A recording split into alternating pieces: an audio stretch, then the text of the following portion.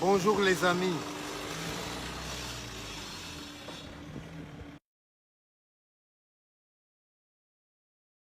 Ce message s'adresse à une seule personne, Monsieur Tshibanda Wamwela Bougito, que tout le monde appelle Pi Tshibanda. Pourquoi lui? Il y a quelques années en arrière, il a fait une tournée en Europe, je ne sais pas dit dans combien de pays, où il a donné sa version des faits, des tristes événements qui s'étaient déroulés au Katanga, que tout le monde appelle refoulement des Kasaïens, ou même certains vont jusqu'à dire épuration ethnique des Kasaïens au Katanga. Les auteurs de ces choses ne sont plus là. Bref, je ne voudrais pas revenir sur ça. Mais il se passe actuellement des choses qui peuvent conduire à un tel événement. Alors là, je voudrais que M. Pi Tshibanda ne reste pas dans la passivité comme c'était dans les années 80.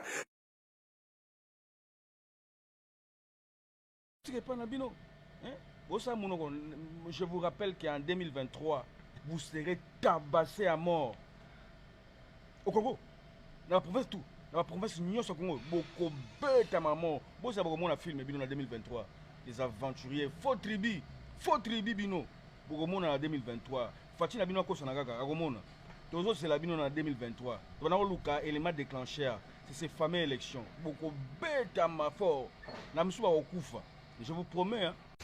Angalia pono nai aina mbaya muulize eko nonanderi kwaje muulize bale bali yako mwafa hiyo yote mnafanya mbia bongo tulimiangalia tunacheka.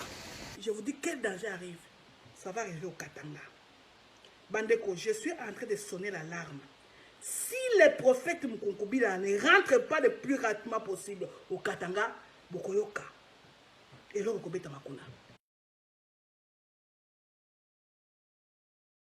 Cette vidéo que m'envoie Patrick m'inspire d'abord une première démarche. La première démarche, c'est de soutenir les autorités pour les mesures qu'ils ont prises. Pour moi, la ville de Lubumbashi mérite d'être assainie. Dire que les motos restent un peu en dehors pour éviter les embouteillages, je ne vois pas qu'est-ce qu'il y a de mal. Les autorités ont été dans leur rôle. Mais je peux me poser la question de la pédagogie.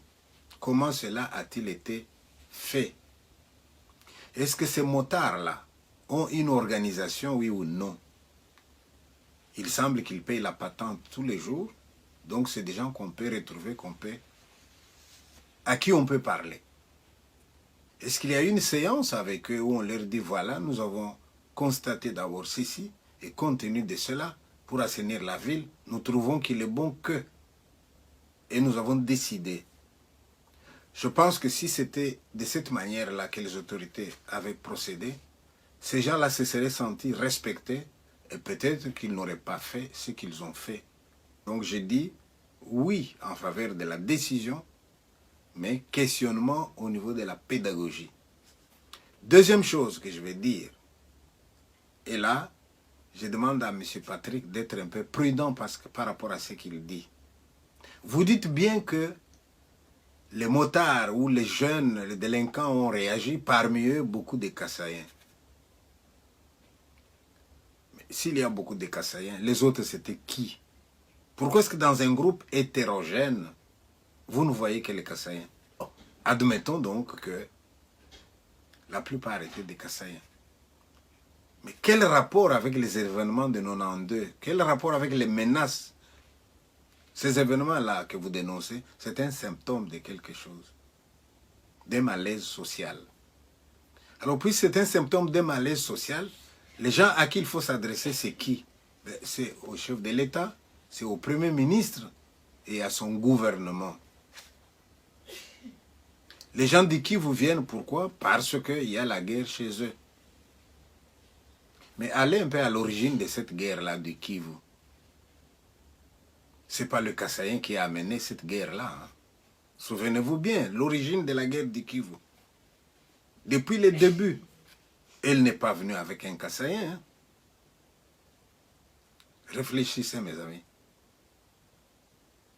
Et alors, si jamais on avait mis fin à cette guerre, vous pensez que les gens de qui vous viendrez au Katanga, comme ils viennent aujourd'hui?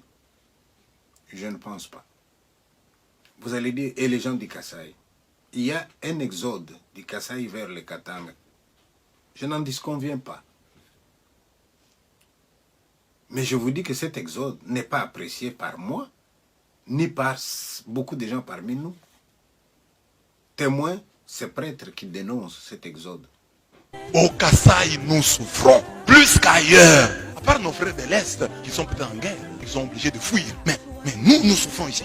Au Kasaï oriental, il n'y a pas de supermarché, pas même un seul supermarché. Donc notre peuple est en train de fuir, d'aller ailleurs. Ce n'est pas à cœur que veux-tu. Le peuple ne veut pas. Chacun est bien chez lui. Si le peuple est en train de partir, c'est parce que ça ne marche pas. Maintenant, dire que l'exode peut provoquer un déséquilibre dans la province, tout à fait d'accord. L'exode peut provoquer des mécontentements, tout à fait d'accord. Mais il faut combattre à la base. Combattre à la base, c'est donner du travail aux gens, c'est organiser leur pays, c'est faire en sorte que tout le monde soit bien chez soi. Mais si l'organisation n'y est pas, et les gens vont dans tous les sens, ils vont à Lubumbashi, ils vont à Kinshasa, ils construisent n'importe où, même le long des rivières. Finalement, quand la pluie tombe, il n'y a plus de caniveaux, l'eau passe n'importe où, et vous avez des inondations, vous avez des maisons qui s'écroulent, vous avez des gens qui meurent, vous avez la fièvre typhoïde. Mais ça, c'est l'organisation au niveau du pays. Les autres, là, ce n'est que des symptômes. Alors, si les autorités m'entendent, eh bien, ils doivent savoir qu'il y a un problème. D'ailleurs, j'espère que les autorités de Choise, qui ont pris des mesures, les mesures qui ont provoqué cette révolte-là, ils peuvent aussi faire leur rapport au niveau national. Moi, je suis un lanceur d'alerte. On dit que l'écrivain, c'est la voix des sans voix. Je fais mon rôle. Et si aujourd'hui, le sans voix, c'est un Katangais, je parle en son nom. Oui, il aimerait qu'il y ait de l'ordre, il aimerait être respecté. Et si je peux dire à un Kassaïen qui a la grande gueule, ferme là un peu mon ami, mais je le lui dis. Mais alors je voudrais aussi dire qu'il faut arrêter de mettre tout le monde dans le même sac. Et Patrick, si tu es venu me voir au centre culturel avec un problème, souviens-toi de la manière dont je t'ai accueilli. Je n'ai pas demandé de quelle ethnie tu étais. Et si je t'ai bien accueilli, donc il y a quand même des Kassaïens qui accueillent bien les gens. J'ai saisi seulement l'opportunité que vous m'avez donnée pour aller dans le même sens que vous, pour dire il y a un problème, pour me désolidariser de vous, là où il y a menace, là où il y a stigmatisation. Là, je ne suis pas d'accord. Et j'aimerais demander aussi à mes frères Katangais, pas tous, mais ceux qui sont dans cette logique-là, nous devrons être humbles et modestes. La ville de Lubumbashi, la ville de Kolwezi, la ville de Likasi. Qui va dire qu'il a construit cette ville-là tout seul? Qui va dire que moi et mes ancêtres, nous n'avons pas construit avec vous? Ce n'est pas les Blancs qui étaient au soleil en train de construire la ville. Hein? Et c'était des patrons. Il y a l'ingénieur, il y a l'architecte, très bien. Mais les boys maçons et les maçons, c'était vous et nous. Et dans ce groupe-là, il y avait des Kassaïens aussi. Mais je ne veux pas dire que puisqu'il y avait des Kassaïens, les autres Kassaïens plus tard ont le droit de faire n'importe quoi. Non. Le Katanga, vous ne l'avez pas construit tout seul. Alors, si jamais les autorités prennent des mesures pour que Lubumbashi soit une belle ville, eh bien, je suis content moi aussi. Ça donne de la valeur à nos maisons. J'ai vu des images de Likasi, des routes défoncées, des péages, des véhicules qui entrent. Mais tous ces véhicules-là, poids lourds, qui entrent, qui sortent avec des minerais, ce n'est pas les véhicules des Kassaïens. Ces péages-là, où vous percevez de l'argent, avec lequel vous ne savez même pas réparer les routes, ce n'est pas l'argent. Il ne va pas au Kasaï, cet argent-là. Je pense que l'occasion est belle de nous retrouver. Le thème tel que vous me l'avez suggéré n'est pas un thème que l'on peut épuiser. C'est un thème qui mérite débat. Et là où il y a débat, moi je suis prêt à discuter avec vous pour qu'on trouve des solutions.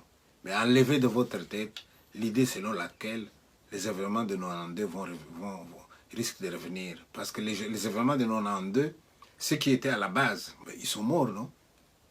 Et vous pensez qu'ils sont morts avec la conscience tranquille? Ou bien ils sont partis avec des regrets?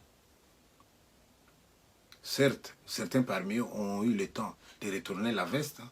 D'autres ont demandé pardon. Ben alors, tirez-en la leçon. Je ne peux pas vous servir de cet exemple-là pour dire, voilà ce qui va arriver. Voilà. Conclusion. Merci beaucoup, monsieur, de m'avoir interpellé. Les autorités, chef de l'État, Premier ministre, autorités de la ville de Lubumbashi, eh bien, ce que vous voyez là, c'est un symptôme. Comment alors guérir les symptômes? Où est le mal d'abord? Faire le diagnostic et voir comment est-ce qu'on attaque le mal à la source. Or, attaquer le mal à la source, nous, écrivains, nous n'avons que notre parole et notre plume pour conseiller. Mais nous n'avons pas le pouvoir pour décider. J'ose espérer que tous et chacun, vous voulez le bien du pays. Mais posons-nous la question, pourquoi nous pataugeons? Pourquoi est-ce qu'au Congo, quelqu'un qui a volé, vous allez voir les gens de sa tribu qui le défendent. Oui, mais est-ce qu'il est le seul à avoir volé? Mais avec la mentalité comme ça, nous n'allons pas nous en sortir. Hein. Ou encore quelqu'un dit, ah lui au moins il a volé, mais il a fait ça, nous avons vu. Oui, mais il a quand même volé.